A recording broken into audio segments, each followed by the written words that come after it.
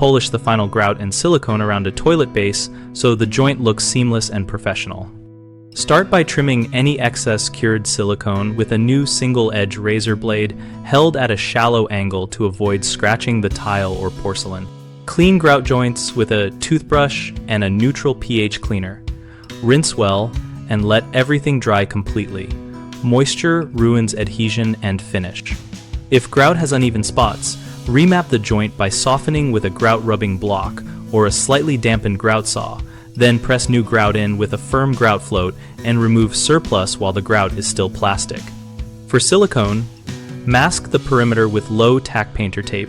Set a few millimeters from the toilet flange so the bead width is consistent. Then apply a continuous bead with a steady pressure from a quality caulking gun held at 45 degrees. Smooth the silicone with a wetted finger or a silicone finishing tool using light, even strokes away from the toilet to create a concave profile that sheds water and looks neat. After curing according to the manufacturer, buff the grout and silicone using a clean microfiber cloth and a little rubbing alcohol to lift residue and achieve a subtle sheen without damaging the seal. People often leave uneven grout joints from rushing the cleanup, which shows as shadowed or lumpy areas. Fix by reworking the grout while it is still workable and use a grout sponge with controlled pressure for an even face.